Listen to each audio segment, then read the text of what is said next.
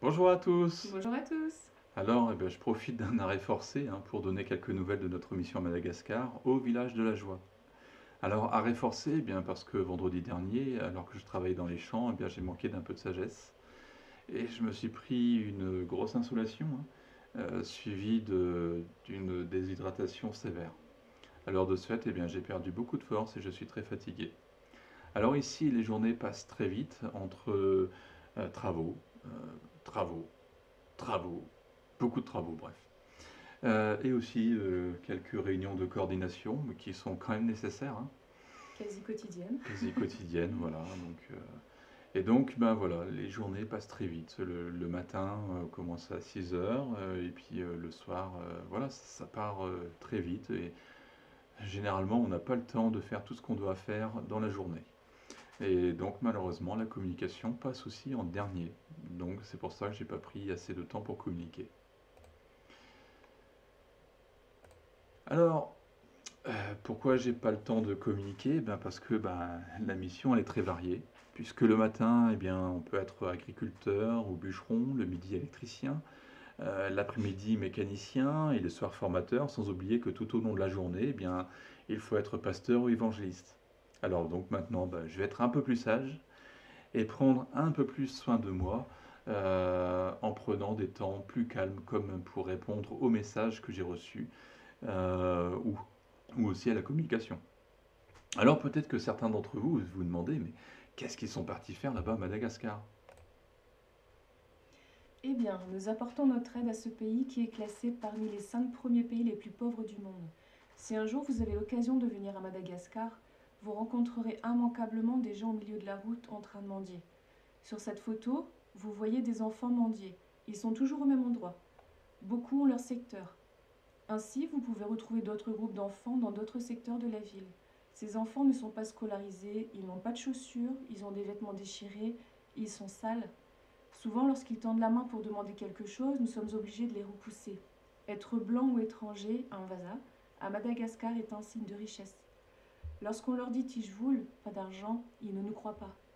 Nous ne sommes pas insensibles, mais comprenez bien qu'il nous est impossible de leur donner de l'argent, car chaque jour à la capitale, c'est entre 20 et 50 mendiants qui viennent à notre rencontre. Parmi ces mendiants, nous avons aussi des jeunes mères, comme celle que vous voyez sur cette photo. Une de nos missions est aussi d'alerter sur les risques qu'encourent les jeunes filles à avoir des relations sexuelles très tôt et de se laisser séduire par des gars qui n'ont qu'une idée en tête. Beaucoup de ces jeunes filles avaient des beaux projets professionnels, projets qu'il a fallu abandonner lorsqu'elles ont découvert qu'elles étaient enceintes. Un gros problème lié à cette pauvreté parmi les jeunes filles est que pour trouver de l'argent, certaines d'entre elles se prostituent. Il n'est pas rare de rencontrer des retraités français avec des jeunes filles. Autre problème que nous essayons de résoudre, c'est la question de l'environnement. Comme vous le voyez sur cette vidéo, les déchets ne sont pas valorisés et se trouvent dans les rizières, les cours d'eau sont pollués par ces déchets. Alors à Tana, il y a une pollution intense et à chaque fois que je dois me rendre là-bas, ça me fait mal aux poumons. Mes poumons se mettent en mode de protection et cela est la raison en est que j'ai fait 3 pneumonies et c'est pour ça que j'essaye aussi d'y aller le moins souvent. Mais comme vous pouvez le constater, tous nos vieux véhicules polluants se retrouvent là-bas. Il n'y a aucun contrôle technique anti-pollution. Et les véhicules rejettent des fumées noires très toxiques. Autre cause de ce niveau de pauvreté à Madagascar, c'est l'état des routes. Il y a beaucoup de pistes. Et d'ailleurs, par rapport à cela, pas plus tard qu'hier, je suis partie avec Emma et Wang. Donc c'est moi qui conduisais et nous avons été bien ralentis sur la route et on se demandait ce qui se passait. Et en fait, il y avait un vélo en plein milieu de la route et nous avons vu beaucoup de sang répandu et donc il y avait un corps caché sous une bâche, donc la personne est décédée. Donc c'était vraiment, c'est traumatisant de voir ça. Et pour faire une comparaison, les routes de Madagascar ressemblent beaucoup aux chemins de terre que nous rencontrons dans les campagnes. Sur cette vidéo, vous pouvez aussi constater un autre problème qui est le manque de modernisme. Beaucoup de choses se font encore à l'ancienne, ce qui met un frein à la croissance économique.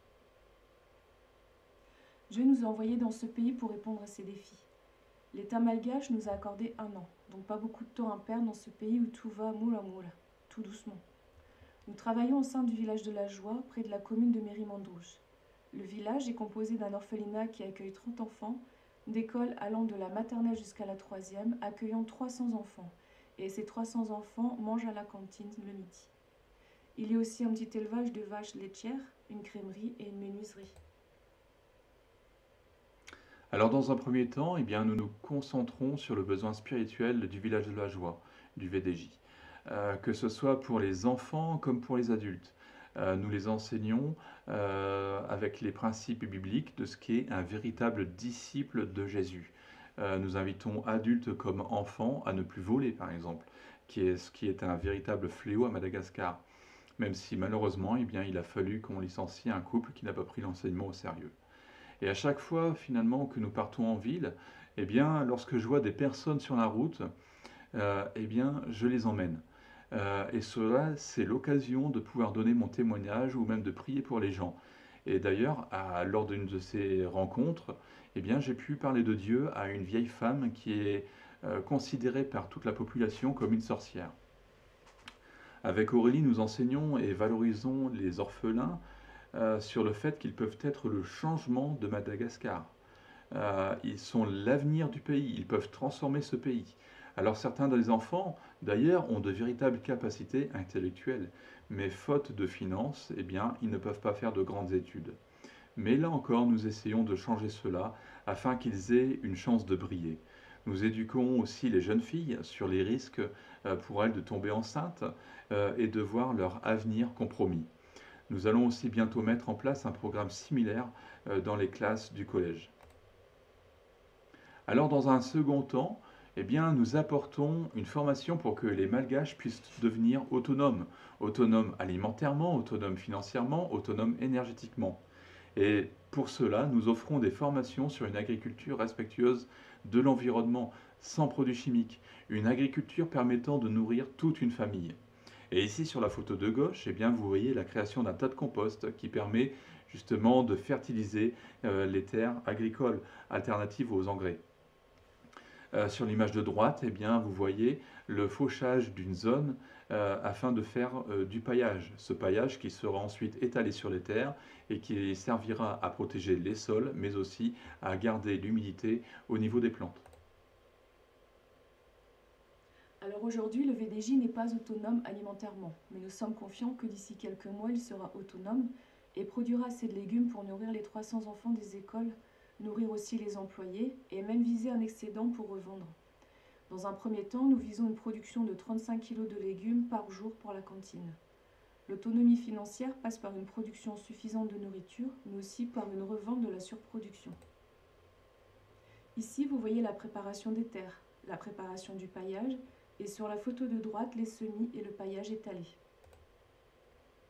Alors le village possède quelques vaches laitières produisant le lait qui est transformé à la crèmerie, en beurre ou en fromage blanc. Un pas de plus vers l'autonomie alimentaire et financière. Quant à l'autonomie énergétique, eh bien, nous travaillons à la valorisation de l'énergie solaire, à la construction de fours solaires, de chauffe-eau solaires, de biogaz.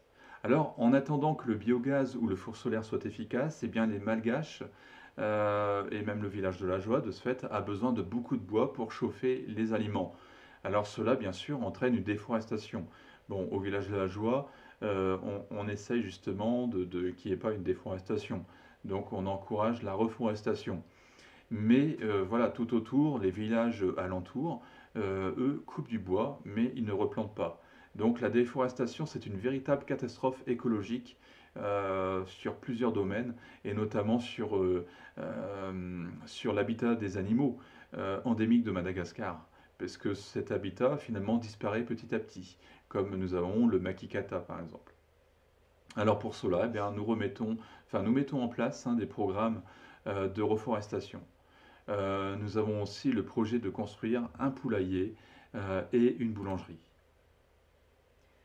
Alors moi de mon côté, et j'en profite pour mettre mes compétences de couturière pour former les jeunes filles. Donc je passe beaucoup de temps avec elles et elles ont eu la joie de pouvoir confectionner leurs draps housses, car il y avait un manque à ce niveau-là. Donc elles apprennent et en même temps ça leur est utile. Donc ça me permet de passer du temps avec elles, d'apprendre à mieux les connaître, de leur apporter aussi de l'amour et de les encourager aussi dans leur travail. Et nous travaillons aussi avec un autre couple, Emma et Cédric. Emma est trésorière de l'association et Cédric s'occupe de tout ce qui est construction. Il a aussi une formation de boulanger. Bon, Cédric a beaucoup de travail aussi, lui, hein. Oui, Avec toute la construction, là, il y a beaucoup de construction à faire. beaucoup, beaucoup. Alors nous travaillons donc ensemble à la reconstruction et à la sécurisation du village de la Joie. Alors pour vous donner une idée des conditions de travail, eh bien, je vous montre une vidéo digne d'un bêtisier. Alors dans cette vidéo, eh bien, vous voyez que le travail est très dur et que tout se fait à la main, et le tout sous un soleil de plomb. Bon, je vous explique quand même, sur cette vidéo, à un moment, on nous voit les deux vasas, donc les deux blancs en train de tomber, de chuter. Il y avait un trou qu'on n'avait pas vu. Alors remarquez que les Malgaches savaient qu'il y avait un trou, ils ne se sont pas fait avoir. Il y a eu beaucoup de travaux aussi, comme vous allez voir sur les prochaines photos, hein. Le magasin, par exemple, où l'on stocke les récoltes, était devenu la maison des rats. Et ce magasin a été restauré. Nous avons aussi restauré un atelier et la menuiserie qui était très encombrée et très dangereuse. Le collège, pardon, a aussi été restauré. Et de mon côté, eh bien, j'ai coupé beaucoup de bois aussi, hein, provision de la construction de la boulangerie, un petit peu comme un acte prophétique. J'ai réalimenté un bâtiment en électricité, ce qui a permis ensuite à Cédric, à Emma, etc., de travailler à la rénovation de ce bâtiment avec Aurélie, hein. Ce qui maintenant accueille une bibliothèque, une salle avec des ordinateurs pour permettre aussi aux professeurs ainsi qu'aux étudiants d'effectuer des recherches, ainsi que de bureaux. Et bientôt, nous allons aussi restaurer la maisonnée, le lieu d'habitation des orphelins. Alors voilà quelques petites photos des travaux réalisés grâce à vos dons. Donc il y a eu la restauration du collège. Il y a aussi donc les bornes qui ont été posées. Donc les bornes vont servir pour pouvoir faire les murs de protection par la suite. Le magasin de stockage, donc, qui était le fameux Niara. On a la bibliothèque là, où on te voit, et la photo d'en dessous, là, où tu veux me peindre, c'est la rénovation de l'atelier. Alors, un petit témoignage aussi, hein, montrant que finalement Dieu équipe plutôt ceux qu'il envoie. Je suis nul en mécanique. D'ailleurs, je n'y comprends rien et c'est un truc, la mécanique, qui ne m'intéresse pas vraiment en fait. Et le village a un vieux tracteur, un modèle chinois. Et ce tracteur est tombé en panne. Et personne pour le réparer. Nous n'avions pas de mécanicien. Et ce tracteur est indispensable. Et pendant 15 jours, eh bien, nous nous en sommes rendus compte. Nous devions tout transporter avec des brouettes. Donc vraiment une grosse perte de temps. Et donc nous avons commandé une pièce, hein, en fonction du modèle du tracteur dans un magasin chinois. Et donc là, ils ont donné une pièce, mais malheureusement, finalement, puisqu'on n'avait pas de mécanicien, eh bien, je me suis improvisé mécanicien. Et on avait vraiment besoin de ce tracteur, du coup c'est pour ça que je me suis forcé, allez hop, je vais aller m'occuper du tracteur. Mais lorsque j'ai démonté cette pièce finalement, qui se situe au niveau de l'embrayage et de la boîte de vitesse, eh bien je me suis rendu compte que la nouvelle pièce ne correspondait pas, ne s'adaptait pas sur l'ancienne. Et du coup, Cédric est reparti justement au magasin chinois pour changer la pièce, mais le magasin nous dit on ne peut pas avoir cette pièce avant 6 mois, et comprenez que c'est une chose inenvisageable, hein. Alors de ce fait, eh bien, je me suis improvisé mes mécaniciens, et puis j'ai modifié les nouvelles pièces pour les adapter sur les anciennes, et après quelques réglages, eh bien, le tracteur est reparti. Gloire à Dieu. Gloire à Dieu. Yes. Alors, comme vous le pouvez constater, eh bien, il y a beaucoup de travaux. Et un an, eh bien, c'est très court. Nous en sommes conscients, mais nous savons aussi quelque chose, c'est que tout seul, on va peut-être plus vite, mais ensemble, on va plus loin. Et ce que nous faisons, c'est très physique, hein. Et parfois, notre santé est impactée. Surtout que d'ailleurs, l'hygiène est très sommaire. Donc, un besoin très important, vous pouvez prier pour nous. Mais vous pouvez aussi avoir un impact sur Madagascar en nous aidant financièrement. Alors, si vous avez à cœur le bien-être des orphelins, vous pouvez contribuer financièrement aux travaux qui vont avoir lieu. Vous pouvez aussi contribuer à leur nourriture. Vous pouvez aussi contribuer à leurs études. Et si vous avez par contre à cœur de nous aider dans la construction, donc que ce soit de la nouvelle boulangerie, d'un poulailler et aussi des murs de protection, car pour l'instant nous n'avons pas encore les murs pour la protection du village, donc principalement aussi des enfants, vous pouvez aussi nous aider. Et nous tenons déjà aussi à vous remercier, à vous qui priez pour nous chaque Merci. jour. Et c'est vrai que nous sentons que Ouais, nous ne sommes pas tout seuls, on est que vous porté. êtes avec nous. Ouais. Et merci déjà à tous ceux qui nous ont déjà aidés. Oui. Donc il y a déjà pas mal de choses qui ont pu être faites et nous vous remercions vraiment beaucoup. Et d'ailleurs, d'ici quelques jours, eh bien, je vais faire une vidéo justement montrant ce qui a été fait grâce à vous. Alors, si vous voulez d'ailleurs nous contacter pour avoir plus de renseignements, eh bien, laissons nos coordonnées. Donc là en dessous, vous avez l'adresse mail aureliefred.cr@gmail.com. Mais si vous préférez d'autres réseaux sociaux, nous avons WhatsApp. Donc si vous avez les QR codes, vous pouvez les scanner. Donc Frédéric et Aurélie. Et vous avez aussi nos pages Facebook sur lesquelles vous pouvez aussi nous contacter. Et je vous assure, cette fois-ci, je vais répondre. Et je vais y veiller. En tout cas, je vous remercie. Priez encore pour nous. Essayez d'aider aussi financièrement si vous le pouvez. Ce n'est pas obligé, mais on peut essayer de faire bouger les choses ensemble, d'accord? En tout cas, que Dieu vous bénisse. Amen. Soyez bénis.